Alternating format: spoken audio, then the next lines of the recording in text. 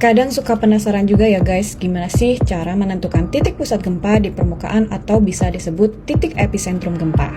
Melalui pendekatan hukum Laska, dibutuhkan 3 minimal alat ukur mendeteksi dan merekam gempa bumi, yaitu seismograf dengan 3 lokasi yang berbeda.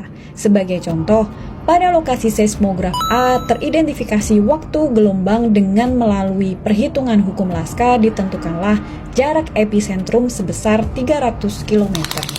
Pada lokasi seismograf B teridentifikasi waktu gelombang dengan melalui perhitungan hukum Laska ditemukanlah jarak epicentrum sebesar 400 km. Pada lokasi seismograf C teridentifikasi waktu gelombang dengan melalui perhitungan hukum Laska ditemukanlah jarak epicentrum sebesar 200 km. Dari ketiga radius tersebut, kita dapat memperoleh titik epicentrumnya. Titik epicentrum diperoleh dari perpotongan ketiga lingkaran tersebut. Nah, jadi begitu ya guys, salah satu metode untuk menentukan lokasi titik epicentrum gempa. Semoga bermanfaat.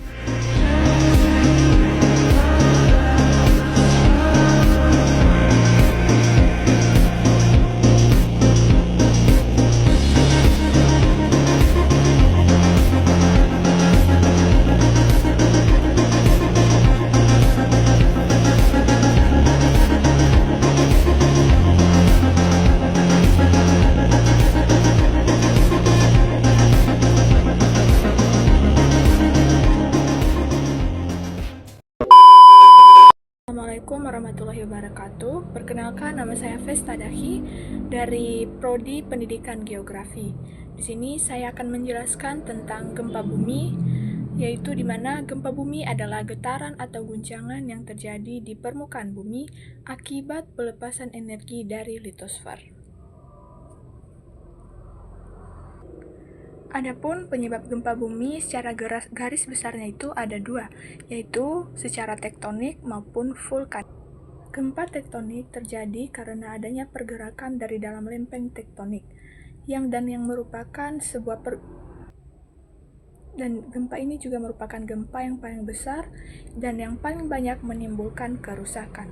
Selanjutnya adalah gempa vulkanik, di mana gempa vulkanik ini adalah gempa yang disebabkan oleh aktivitas gunung berapi, terutama saat erupsi besar. Berdasarkan jenisnya, gelombang gempa itu ada 3.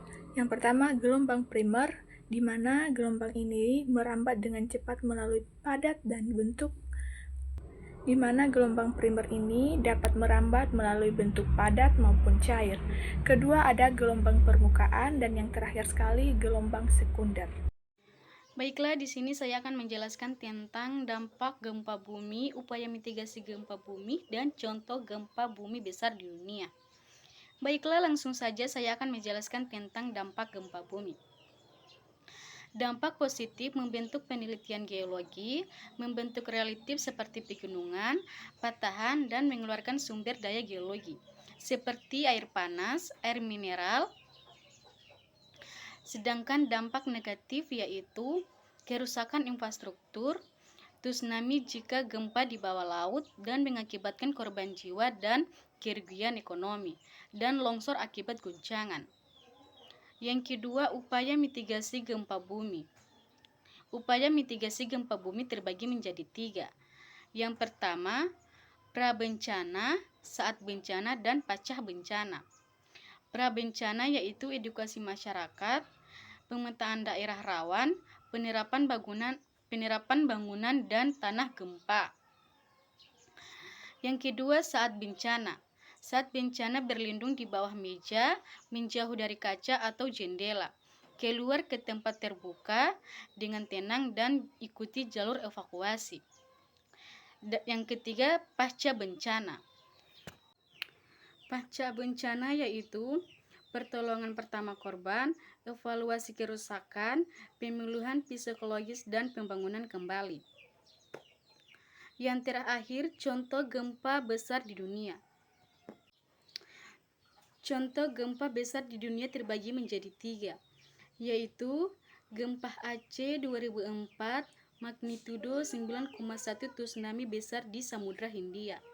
Yang kedua gempa Haiti 2010, magnitudo 7,0 200.000 korban jiwa. Yang ketiga, gempa Jepang 2011, Tohoku magnitudo 9,0, tsunami dan bencana nuklir Fukushima.